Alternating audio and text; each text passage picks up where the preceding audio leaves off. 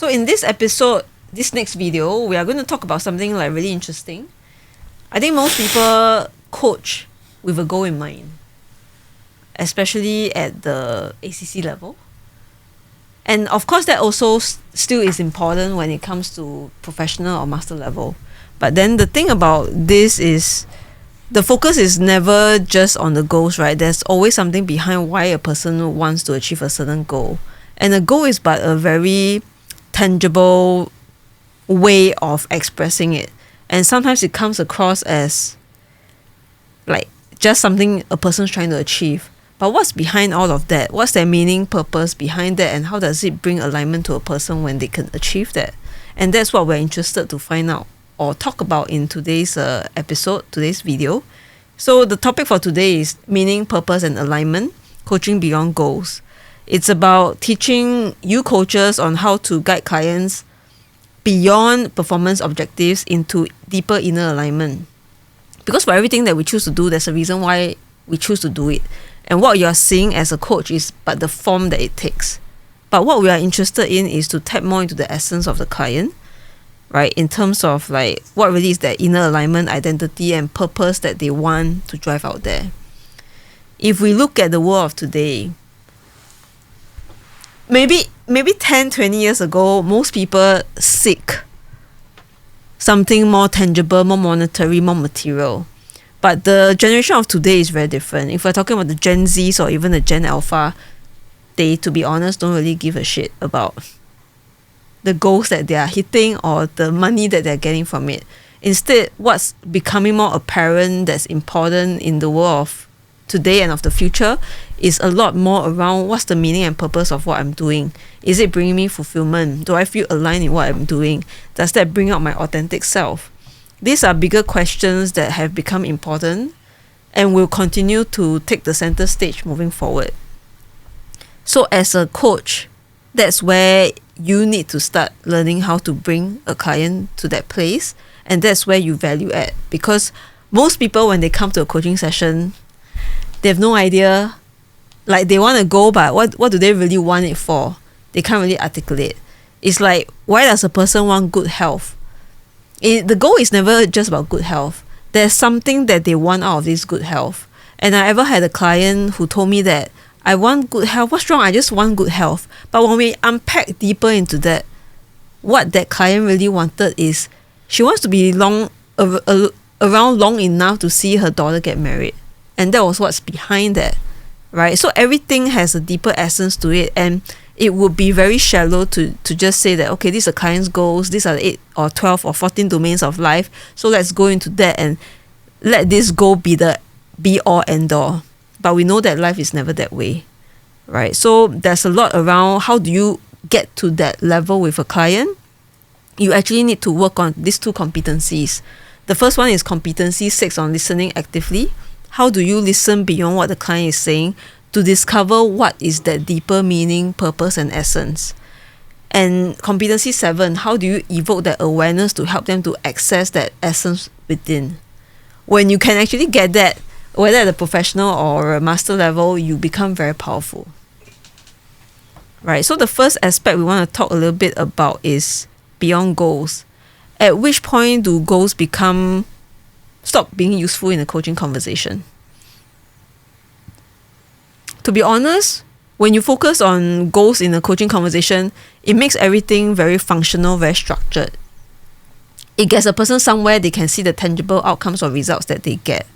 But also notice that when we look at a lot of achievers out there, high achievers out there, hitting that goal brings a certain emptiness because it is only in that moment, in that physical hitting of it, that you feel like you've gotten somewhere. There isn't that sustaining energy that brings it forward. And so, yes, maybe if life is a series of goals, then it makes sense.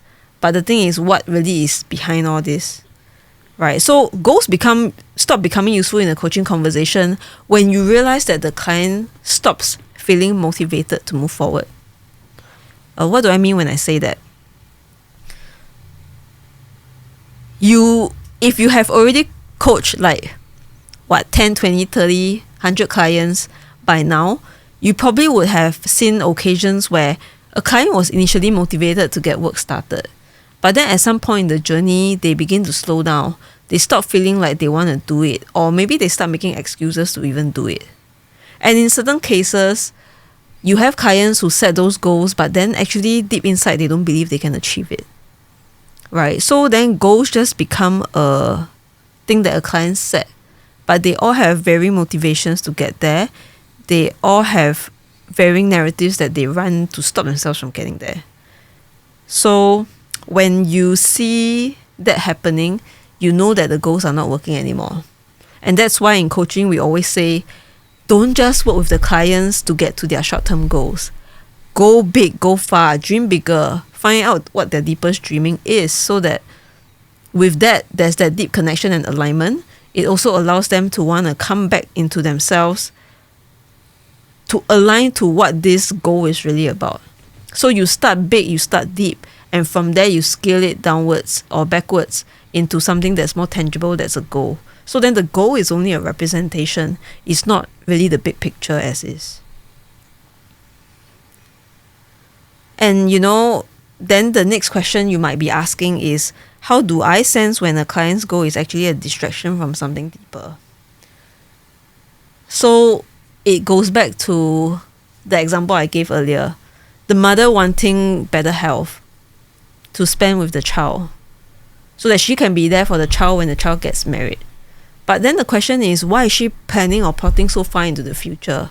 What is happening in the now time that she's not getting with her child that creates such a desire? Because cognitively, if you think about it, if I am really present and with the person who's important to me right now, then naturally every moment we spend together will be a fulfilling one.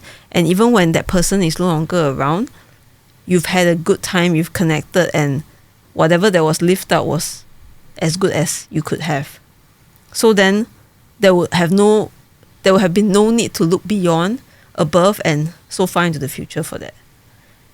Right? So then her goal might be a distraction from what's more important. I could even give another example of someone I know who climbs mountains all the time. Every holiday she goes for, she climbs a mountain. What does this mountain represent? That is distracting her from her current life. When I look at her current life, what was missing is how small she felt in what she was doing in her life. She wanted progression, but she's not getting that progression. In fact, she's probably years behind her peers because of choices that she made. And when a person feels small, even though they feel like they want to be big and great, they have to find other alternatives to step into it. But then if we look at what that hiking or mountain climbing is about, it's nothing but a distraction from what she truly wants. So from that standpoint, as a coach, how do you begin to work with the client and observe such signals such that you can bring it back into them, to bring that greatness back into themselves and their lives? So that really is the essence level of what coaching beyond goals mean, right? The risk of staying at the level of performance when the real work is actually existential, it's a very dangerous one. So we all are born to this world. There's a purpose or reason for your own existence. But then most people don't really look at it until a crisis hits. So when we talk about the level of identity crisis, like why do people get identity crisis when they're hitting their 30s, 40s, 50s, or when they go into parenthood, they become empty nesters? All these are different aspects or symptoms of existential crisis. It's a place where you have to relook at your identity, relook at who you are, what you're here for, and is what you're doing right now still of meaning and purpose to your life that you feel is worth living. And if that is where the real work needs to happen with the client, but your focus is always about what is this tangible outcome that you want to achieve, client, then you're going to miss the whole point altogether, because the person could achieve and hit those goals, but they don't feel anything for it. Then it just becomes a performance thing, but there's no adding back to who they are as a person. So that's where it's important to go beyond the goals that they're setting to find what really is that deeper thing within. Right? So there's really no such thing around how when you are going into something deep that you are taking them away from their agenda, but rather how do you combine depth with that tangible goals that they have set for themselves so that everything makes more sense. They become more rooted and grounded in what they are doing and why they're doing it. So, there's this difference between meaning and achievement. Achievement, I think we all know, it's about how do you scale one mountain after another, how do you hit one goal after another. A company will constantly seek to create revenue or results that are 10, 20, 30% higher than the previous year just to signify hypergrowth. As an individual, you don't want to also be climbing the same mountain year after year. You go after something bigger, further, to show that you are growing in that new year. And so then the biggest question I get asked is, how often do high-performing clients feel successful but empty? I think this is something that almost all high performers would feel, because the act of hitting one goal after another at some level doesn't have meaning after a while. It just becomes a autopilot behavior that you hold and go after because you're used to it and you have no other knowing or experience that life could be different. So you're locked up in a cycle where after you hit one goal, you seek out the next goal and try to hit that, and that goal hopefully and better be a bigger challenge than the previous one so that you feel that you're growing. So it becomes a sensation that a person is chasing. Initially, it's this feeling, as I go bigger, I feel more shook. And then it continues on and on, right? So at some level, you feel like you're growing. But at the same time, you ask yourself, why is it that I feel like it's not enough and I even feel empty even though I'm growing all the time? Then the question is, what's this really all for? And as a coach, then you want to help a client tune in to what's really behind that. Does it make them feel tired? And how do they actually slow down and perhaps consider other alternatives, and to know that this is not just who they are fully. Perhaps there are other facets of themselves that they have not begun to explore because they're so comfortable in who they think they know they are. Right? So as a coach, you then need to really help a client differentiate between what they want and actually what truly matters to them. Because most of us, we just go after what we want or what we think we want. For instance, you will see that a lot of topics that clients bring to you to coaching is a lot around the very tangible stuff. Right? I want a promotion, I want to earn more money. And that's what most people chase for the first, 10, 20 years of their adult life, to feel stable and established. But then you see that as they hit a midlife crisis, the entire agenda changes. They begin to look at they don't feel good about, for instance, helping their companies chase after money. I've met MDs who come to me and say, you know what, Ping, I think I'm tired of always chasing after the P&L and hitting and achieving all these numbers. I don't know what is it for. Right? And eventually they had to go into finding their own finding what was of meaning to them. And in this case, this guy actually transited into fundraising instead. Fundraising for the good, for a foundation where whatever that he's raising, whatever sales he's doing, actually is put to good use. Right? So at a deeper level, everybody wants to make impact. But who, where, and how, that's something that you need to work with the client on, so that what they're doing is what matters to them. Same as how the focus in life initially is always about having stability and resources and your car and house and everything that everybody deems is important.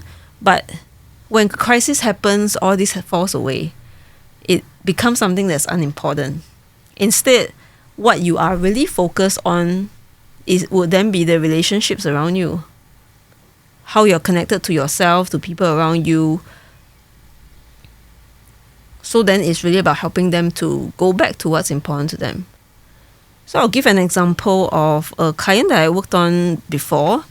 When we first started, it was about getting him to the next promotion. And in getting to the next promotion, the biggest realization he had was the promotion was never about how good he was at his work, but it's about how he shows up with his people, or even with, like, from a DEI perspective, whether he was there for his people and touching on all these topics that are important to them that could create a relation between him and them. And that was actually what got him his promoted role, right? But with that growth as a person, connecting and relating to others, it soon brought him to focus on actually what's more important to him. Things like his marriage, being someone who is always out there entertaining and not being there for his wife when she needs it. This whole experience became going back to what's important to him. What happens if his wife has had enough and decides to divorce him? Could he live with that? Would it become a regret?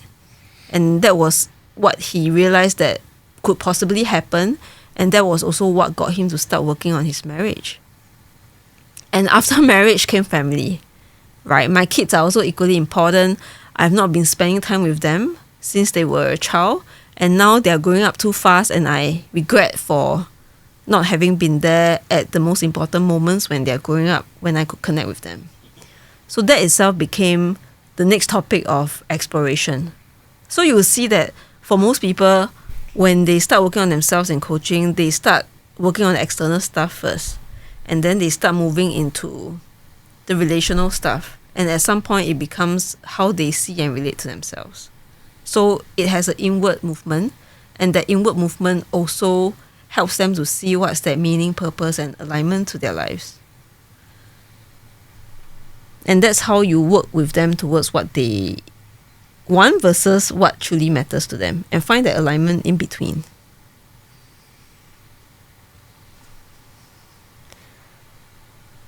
So what signs tell you that a client is chasing achievement to avoid meaning?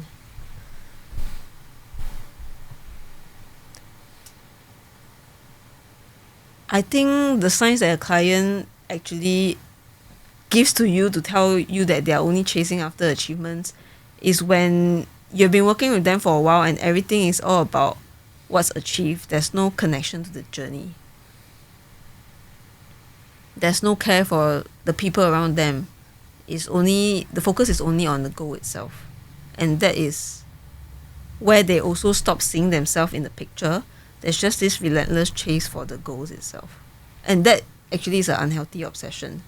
That as a coach, you will need to be able to make that observation to them to help them to balance out the perspectives and lives. So in short, as a coach, as much as we're there to support them in their agenda, but we also want to bring a fuller perspective to this individual to see what they haven't been seeing because they're so caught in their own perspective, such that they can embody the other layers and integrate that into the way that they live life. So the next part is very interesting. So beyond goals, there's also this idea of looking into your own identity as a person, or looking into your client's identity as a person. So earlier on, I spoke about the different areas that a person could fall into in terms of an identity crisis. At most times, it happens when they're hitting a new zero in their lives, right? Your 30, 40, 50. That one always drives a certain deep introspection because you feel like 10 years have passed. What did I do in the past 10 years? What did I do in the past 20 years? Did I live a life that was worth living? Did I live my life well? Would I have lived my life differently?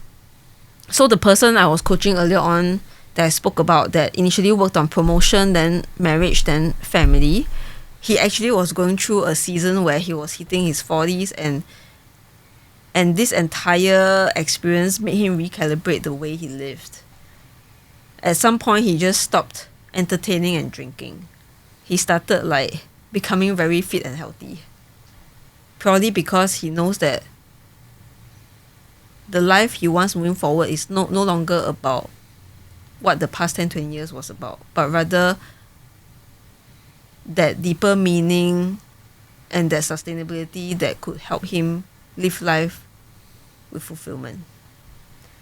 right? So when a client comes to the big zeros, or when they go into parenthood, transit into a new career, or even become empty nesters, there's going to be easily a loss of identity, right?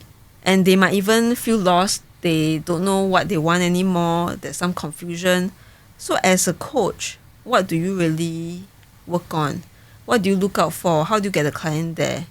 Most coaches will feel very lost because this is definitely a big topic. And how do you help a person find themselves when they don't know who they are? The interesting thing is sometimes when they don't know what they want anymore, they are also very clear about what they don't want. So perhaps the easiest way is to start asking them what is it that they don't want, because as it's almost like a process. When they talk about what they don't want, at some point it's going to flip into what they want, because you are clearing out the stuff and the fluff that no longer matters, right? And also when it comes to identity level type coaching, it goes back to the identity of the person is really shaped by their own essence. And if you recall in one of the videos, when we speak about essence, it's really about the part where you feel fully alive, where you are living, and all the emotions that go into that aliveness. That time flies by without you realizing it, because you are so caught in the moment of what you're experiencing. And that's what you want to be able to bring to the client in their experience, to start connecting to that aspect of themselves, so that it allows them to feel that alignment, that aliveness, that gives them the new perspective on how they can use this energy to craft their life going forward. So in short, there's two aspects to the formula. One is to recognize what is it that's no longer important to them, it's not what they want, so that they can peel away those layers that are no longer them. And what's left is what's beneath that. And in those core layers, you want to connect them to the aliveness of it, to the aspects that make them feel that life is flowing, such that they can recognize, they know how to integrate it within themselves.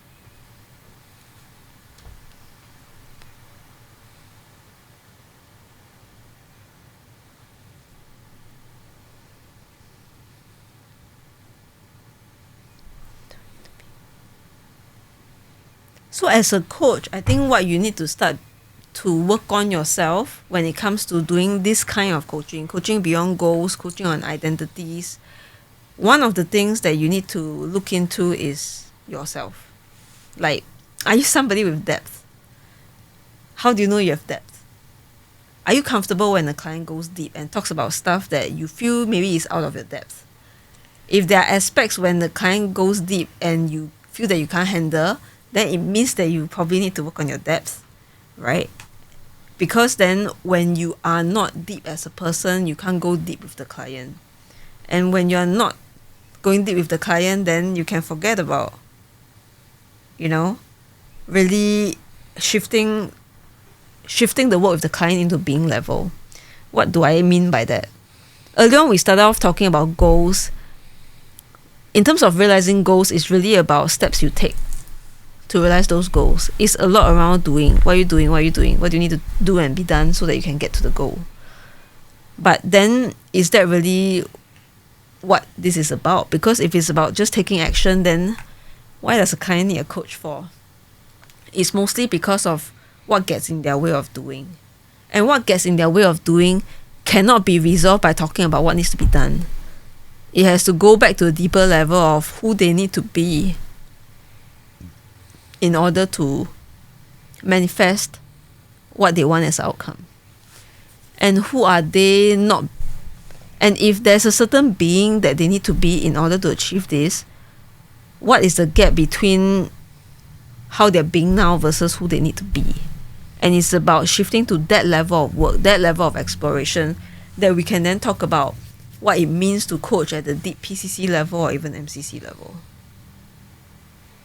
Right, so for yourself, you need to start asking yourself, the quality of questions that you're asking, does it bring that degree of depth within yourself and within the client?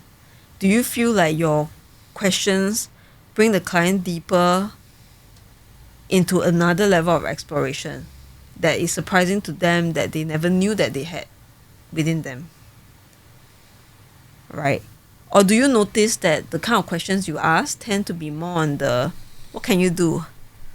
Because when you're asking questions like that, you're moving so fast into the doing phase of the entire work, the entire coaching. You then know that this session is going to be a shallow one. Because in all honesty, in an entire coaching session, we only talk about the doing in the last 5 to 10 minutes of the conversation. It's not there in the first 50 minutes because what the client needs is not about what needs to be done. What the client needs is what's in the way of them being able to do all these things. And that's where the energy goes into, to help them transform at a deeper level by stepping into their being. And that shift in being is what's going to make it easier for the actions to happen. So it's about not focusing your energies on the doing, but to trust that the being that they can shift into will generate the energy, the motivation they need to complete the doing. Right? So it's about you as a coach, how do you transform the way you think to approach the client in a different way? And in doing so, it gives you more, it gives you and the client more back from the time that you're putting into this session together. And wouldn't it be a lot more fulfilling if you are the coach sitting across a client who you manage to shift into a certain being that allows them to create the solutions and take the actions that they need to get to their outcomes without you telling them what to do and without you doing it for them. I think that's what's possible that you can consider as a coach to work on. But of course, that only happens if you yourself go through such depth yourselves, because otherwise, how would you know how to actually guide your clients towards that?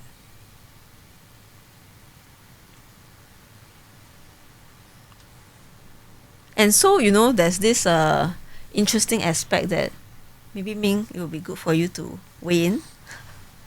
There's this question I see here. How do you stay grounded when clients question who they are? How do I stay grounded, or how? Like sometimes the clients are asking like, who am I? How do I find out who am I? And then a lot of coaches get stumped by this question, right? 我是谁? Yeah. So then I think it's very natural, because naturally it's very hard to describe who you are as a person, who you are, let alone tell another person who they are. Well, I thought you already perfectly answered it, A good place to start is really who you are not. Right? And of course, even after you take out who you are not, you're still left with that whole stuff that you don't really know how to understand. But why do we have to be somebody? Why can't we just be us? Why do we have to put ourselves into boxes, into certain titles, into certain hats? I understand this is a coping mechanism in terms of how we learn that that's how the people out there actually operate, but could it be learned? Could this be a learned behavior, a conditioning, a frame? Yeah. So I guess when a person is in that state, then you lose the fluidity of becoming anyone you could possibly be. That's right. But you're fixing yourself into a fixed frame such that you can only operate one way. And which is why when it comes to opportunities being presented, most people cannot step up to it because they believe themselves to be a certain kind of person, and they can't do more than beyond what this frame entails. Right? But by being able to step out of this who you are and trying to box yourself into that who you are, you essentially have a lot more room to work with and play with when it comes to, hey, I can try this, I can explore that, I could play with this. And then that's what's going to give you and your clients that different way of relating and of creating results that is beyond goals. Right? How do you feel as you're talking about this whole thing around goals? What's coming up for you? There's actually a lot of depth a person needs to have in order to coach someone beyond the goal level, to coach somebody when they're losing their identity, right? Because these are places where it's very much more essence and being based than we think. I mean, for most coaches, they think like it's about me asking a question based on what the client is sharing, and then hopefully we'll get somewhere and I bring them to a certain outcome. But the thing is, you could follow that process, but it's still down to how many layers you are observing of the client. And the deeper the layers you can go to, that's where the magic happens. Right. But then the question is, what really is the challenge a coach has to not be able to see the layers? And my simple guess is, when you yourself don't look within yourselves, it's challenging to get to the deeper layer when you can't even know or recognize what depth looks like. What makes a person not want to look at themselves? There's something about themselves that they don't like. Or they are fearful of what they might discover if they look deep. And maybe the answer is not what they seek or what they imagine themselves to be. So there has ever been like someone I met before, actually an ex-colleague. And you know, life wasn't going that well for her. Like, yes, she's a high-flyer finance person, making good money. But when I caught up with her, she looks like a walking zombie in some ways. Yeah. Right? And she could feel her senses numb. Like, there are aspects of her physically that is telling her that she's not moving, life is not working out for her. And there's this feeling of like, even though you're not admitting it, but you're perhaps already slowly dying inside, because there's a part of you that doesn't align to this corporate work you're doing. There's a desire to start a business, but the problem is that she has started a couple of businesses and it didn't work out. Right? So there's that fear of going in again and how much it's going to burn her again. But at some point, the conversation did come to a place where she was like, this sounds very enticing, maybe a change could truly happen for me. But when it came to a moment of commitment, she flipped. And I said, I found it very peculiar. I asked her, didn't you earlier on say that you want to commit to this new thing? But how come when it comes to like really voicing out your commitment and conviction for this, you suddenly flipped? And then she's like, now that I think about it, I think it's comfortable to be in a familiar pain than to go into an unfamiliar one.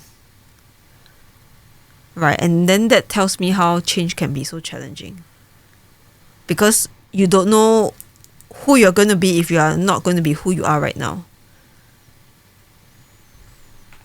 So that becomes a challenge of being able to access yourself, to look into yourself, because you don't know what you're going to find inside. And that person inside is more likely going to be a person who's different from who you know yourself to be right now. And how many people can face that change and let go of their current identities?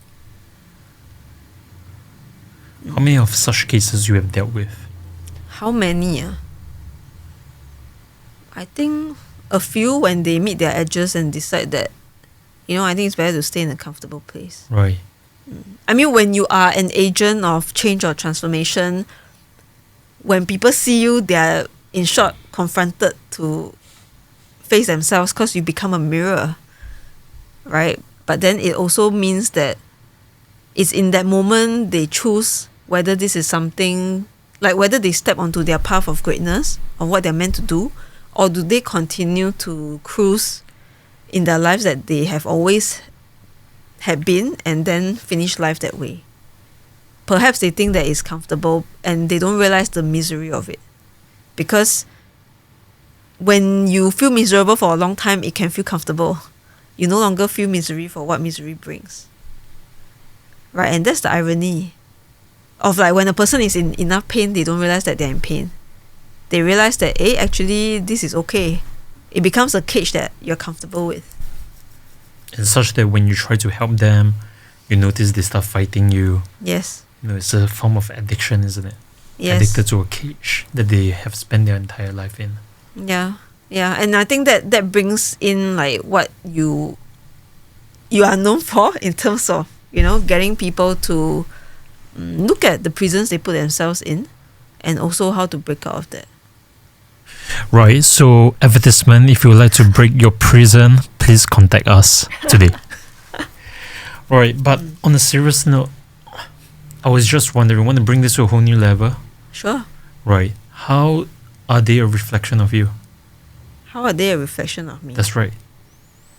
That me in my own skin and in my own world also would have aspects that I find it hard to face.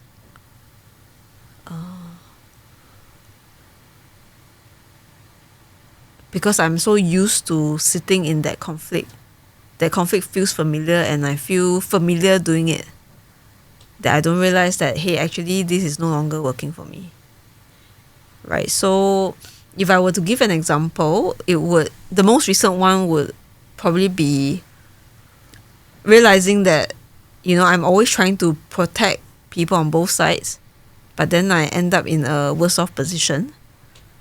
But it's something that I'm so used to doing that I didn't realize the pain I was causing to myself being in this state of wanting to protect this party and protect the other party, and then being that in between that's not really working out for me, but still doing it and feeling the pain for it. Right. And what is familiar about this whole setup for you? What's familiar about this whole setup for me? I would say that, it's ironic. Like, if we talk about, although I'm not a fan of profiling tools, right? But if I truly look at profiling tools and how I see myself from how I'm being labeled, right? For instance, Enneagram has this number 8, and that is like a challenger cum protector, right? And that is what I'm being identified as. But and when this scenario comes up, then I will see it as that, like how I fall into that role. Right. So you see yourself as a role of a protector. Yes, and that's why sometimes I will step up for others, or like I'll call things out, maybe as a way of protecting them, for good intentions, but it may not be seen that way, right? So there is a lot of pain that comes with that, but then yet I'm locked up, or I lock myself in that role such that I constantly get caught. Right. Tell me more a little bit about when did you start believing this story? What is the story you tell yourself when you are in that role trying to protect both parties? I think for me, it's just not wanting anybody to be hurt. Right. And also playing out, like, what if this party know what the other party did? How will it change the way they perceive them? How are they going to all live harmoniously? Right. And why does it matter to you? Because I fundamentally feel that dynamic is already a challenging one. So, who doesn't want a dynamic that actually works? Right. So what makes you can't step off from this dynamic? Because there's no other person or role or way that I saw that could resolve this. So they were literally your world. That's why it's of so much significance to you. Yes, even if we talk about, say, a group dynamic. Yeah. In a group, I often end up in a position where I'll be calling people out. Or be in a position where I have to call people out for things that they don't do. Right? And so it's not an easy position to be, but I have to do it because then otherwise no one else will step up to do it. So when did you insert yourself into the roles such that people are being dreamt up to be individuals who will be called upon by you, so that you can fulfill your great destiny and mission as a great caller out challenger? When did I buy into this role? Yeah. When did you start dreaming others into the role whereby they become of certain level where you have to start coming in to call them out? Because clearly I calling them out give you purpose. I think if I think about it, definitely it's childhood trauma. Well, what's that childhood trauma? What's the story behind it? It's of my dad not pulling his shit together as a father, and therefore I had to call him out on what he's not doing for the family and what he's not doing as a husband. Because nobody else has the balls to call him. Right. And how old were you when that happened? How old? How old am I? Early teens, I think. Give me a number, roughly.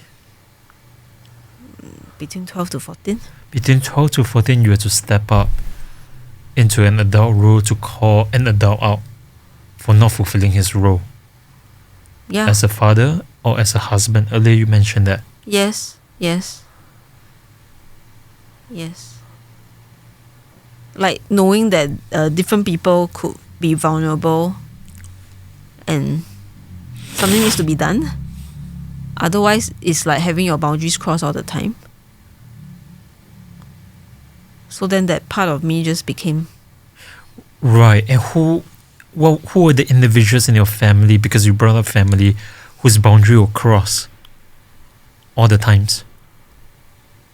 I mean, firstly, my boundary was crossed first. Right. When my dad decided to take my money from my bank account out fully for himself. Right. Without asking me, but assuming that he could because I'm his daughter. The second one is probably how I see him do that to my mom as well. Right. Always asking for money, even though technically the money that she's working so hard to generate is to feed the family. Right. Yeah. So those are the two key instances I saw of him stepping across the boundaries. And how do you relate? Yeah. How do I relate? How do you relate with the term boundaries?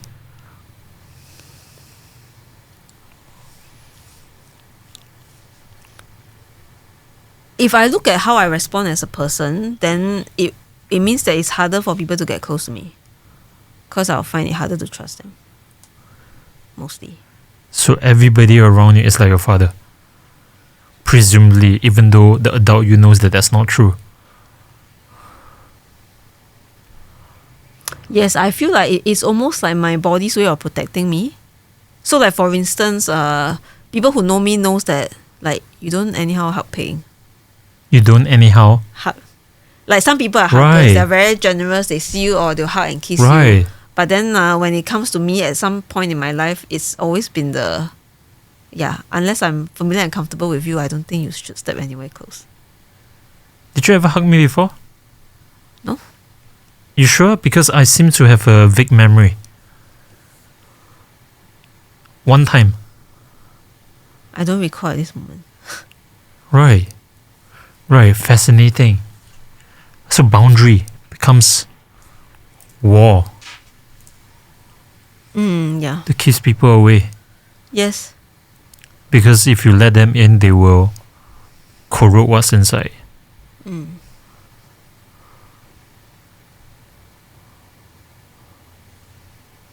How do you feel?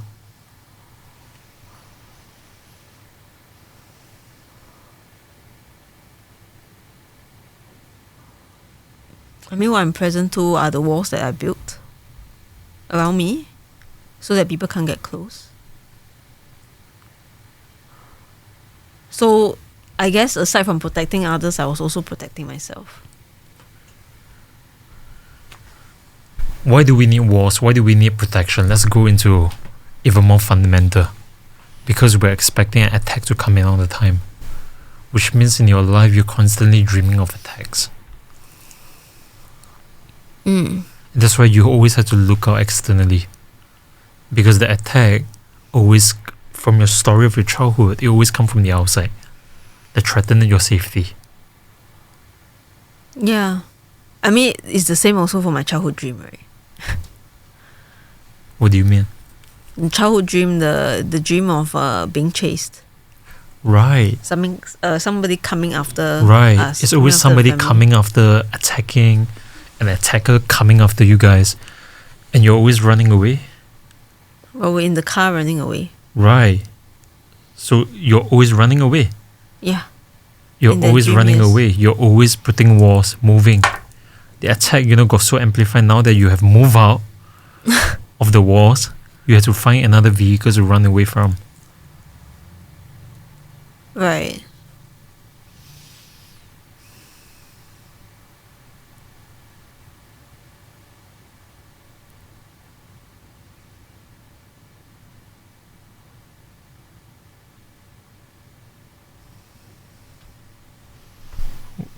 What are you present to? When you say that now that I've left the walls and then now I have to find something else to... Kind of mirrors your reality, what? Right, you left one place, because it was under attack. and then bank account got kind of swipe out without permission, just like your childhood history. And then, so my role in your life is I'm a car, I'm a vehicle. That's interesting. Was I in the car? No. Childhood dream? Was I in the car? No, childhood dream was just my family. Right. So I become the vehicle, and that's why you send your family to me. Yeah, perhaps. I see. So I'm an object. I'm not a human. That's why my needs are not taken care of. My needs are fuel, which is food and water.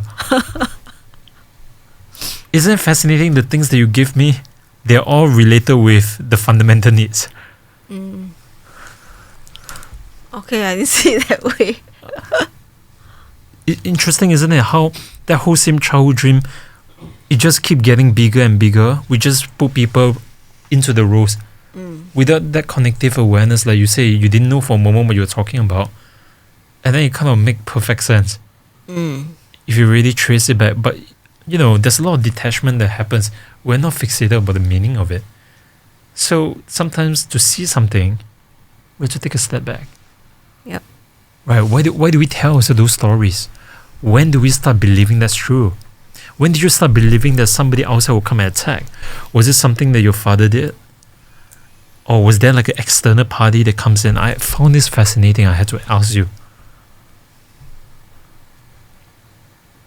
I mean, I think attacks come in different sorts of traumas. Was your father the only attacker? To put it, No. they were outsider. I mean, like, for instance, having a helper and the helper trying to hit me with an umbrella. Is that an attack? Right. What about other people coming into the family to attack or threaten the safety of the family because of what? Because of maybe, how irresponsible your father was? I guess the one that I can recall would be like us having helpers and my dad always standing on the side of the helpers. Right. So Instead of my mum. your dad was never there. Your dad was always on the side of the attacker. So who's in the car? I guess your mom, your brother. In my vague memory, is my entire family without the helper. That's right. So your father is also in the car. Yeah. That's why I thought if your father is always in the car, then who's really chasing after you? Who's really attacking you? Because it can't be your dad, since your dad is in the car. I mean, the dream I had is a bunch of other people in another Notice car. how you're getting edgy. A bunch of other people in a car. It's almost like, you watch those Hong Kong drama, like you have other gangsters in another car that's coming after you. And then we're in the dark of the night. Who are these people? The dark of the night. Interesting. Who's the people? Who does it feel like? Dreams are really associated with feelings, right? Who does it feel like?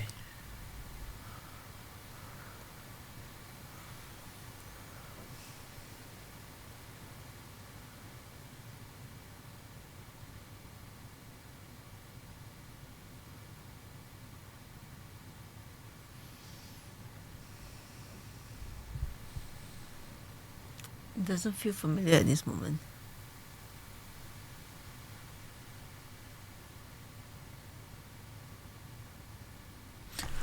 That's definitely an edge. She's just trying to convince me that that's not familiar, which was how I describe what an edge is. So in other words, she's trying to tell me that this is not an edge, and which is clearly an edge.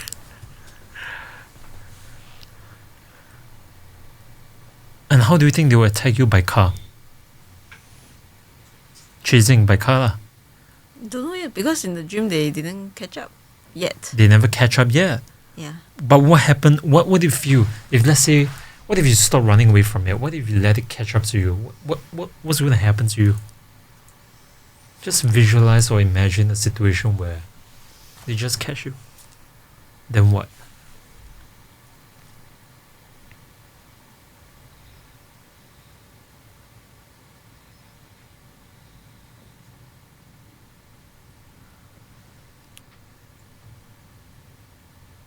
If they catch us, then it's almost like the classic drama of you either get kidnapped or you get tortured and things like that.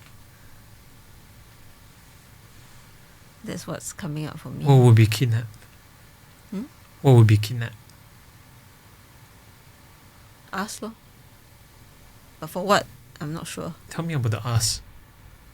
Us meaning the family who's in the car. Or like, I would imagine perhaps someone in the family will be killed. No, we are talking about kidnapper. So kidnapper must have a ransom. Yeah, Right, so for that's the part that I mean is not making sense. No, I don't need you to make sense. It makes perfect sense. Okay.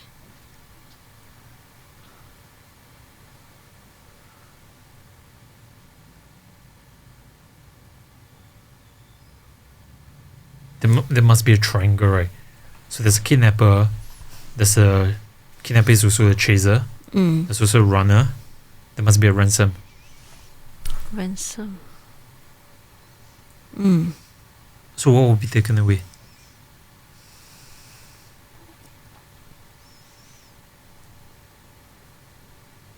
The whole idea of family.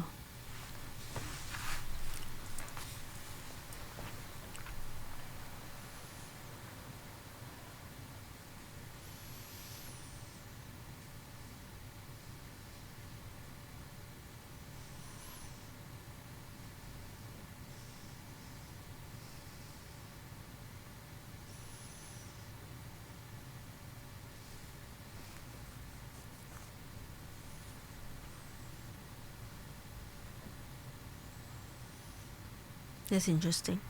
Right, I've not seen it that way. right.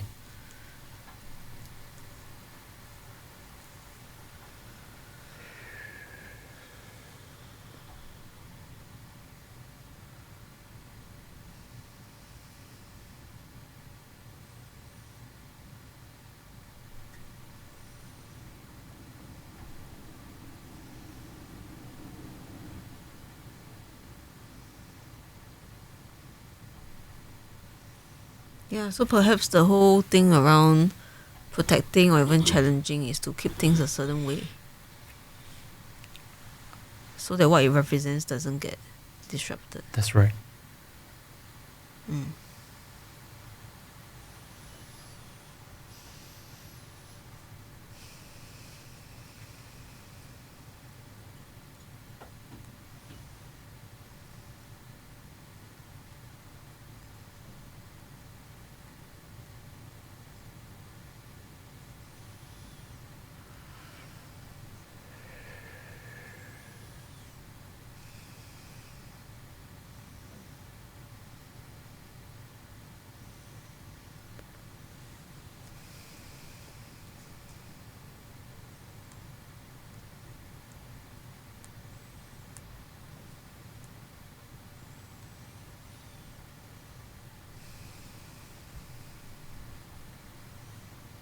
Can see how that also plays out in your relationship,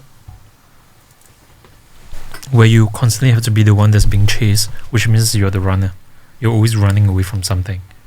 You're always running away from a chaser, which means that it's in your tendency to attract chasers in your life. But then what happens when the chaser catch up with the runner? There's always a ransom. Can you see how there's a setup, a dream up role? So inner work circle, myself was the ransom in the most recent context. Right. So you weren't really in that shoe thinking that you're protecting this or that. But it's a lockup rule. That's why I try to tell you. If I didn't exist, then that chasing couldn't have happened. Therefore, we're in a triangulation.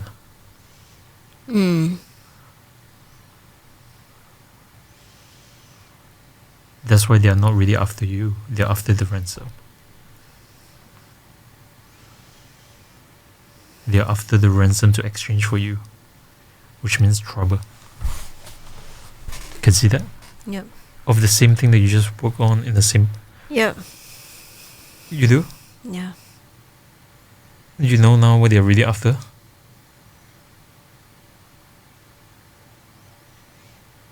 You do. You say the ransom. The ransom. Only when the ransom is taken, then.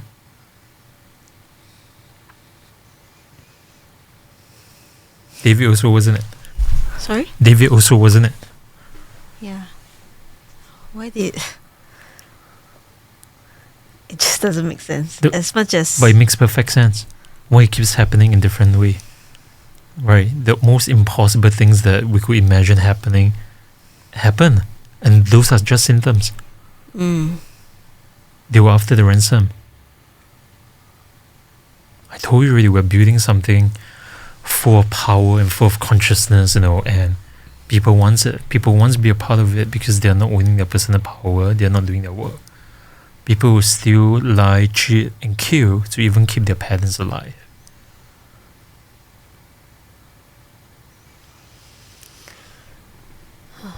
Think about it, it mirrors everything that happened in the last 1.5 years. Already 1.5 years. Yep.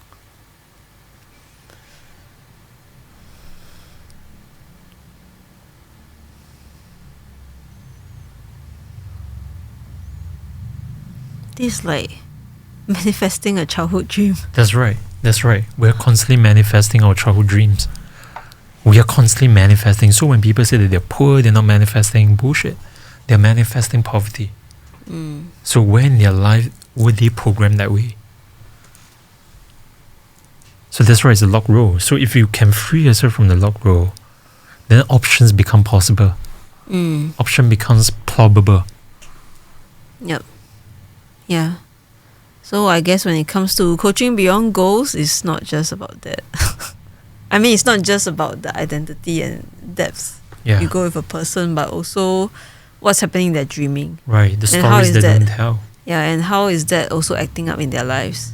Right. Because a lot of times we go with what the client thinks is their agenda, but then at some level they also don't know better. It takes the guidance for them to see deeper that there's some relevance or some patterns happening that actually could be a worthwhile solving to look at, or to, break through to a different way of being or living.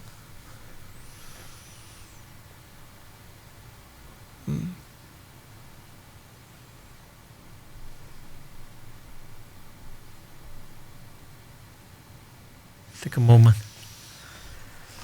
That was big. Yeah, ransom. Wow. That's right. In the role of a kidnapper, a chaser, the one who's kidnapped, the rescuer, there must be a ransom. Now I cannot understand why, ever since I met you for years, I've been telling you stories about kidnapping. And I always start asking myself, why do I only tell you that? How come I don't tell other people that stuff? That shit. Right. It's because it was in the dreaming. Yep. You realize that? Every time I tell you, I always ask you, why am I telling you this again? And then the places I bring you. That's right. That's right. That's right.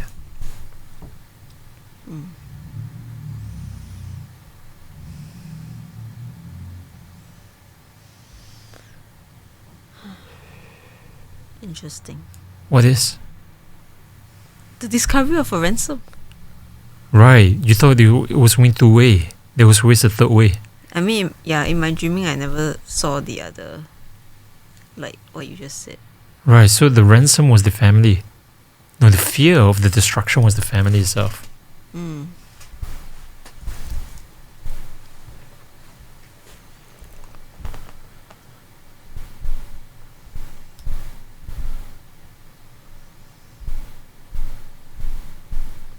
Okay, that's interesting. Things become clear after a 10-year cycle. Well, I certainly hope it does. Otherwise, that's samsara. It's crazy. Yeah. So, students here, remember this. Get out of your shit, get out of your suffering, get out of your cycle. Otherwise, it's just repetitive, and that's the most scary part. Yeah. We think that we meet people in life by chance, except that it is not. But we tend to mystify that we don't meet people by chance. We mystify it with fate, destiny, all that stuff. But this will become your fate and destiny if you don't break out from it. In other words, you have the power to change your life. You have the power to say yes. You have the power to say no to certain repeated patterns, repeated cycles in your life. You just need to address the root cause. Yeah. The root of samsara is really attachment. You attaching yourself to that whole role, position, childhood dreaming. And you're not able to break free from it. You become locked up. You become your own prisoner in your own prison cell, pulling people, amalgamating them into your life, into your circumstances. But is that really necessary? What does it mean to break out of it? And what does it mean to get off the wheel? So in essence, what you have seen or have experienced us speak about since the beginning is really about how do you go beyond the tangible to something deeper, and then to go even deeper in the transformational aspect, Right. where inner work is concerned, and that you look at, not just patterns and behaviors, but also like other aspects that are being dreamt up in your world that keep repeating that you're probably not seeing, and the possibility of getting to that root cause. Right. So I hope this gives you the food for thought for this topic, because it's pretty deep. And we'll see you in the next season. Yeah, in the next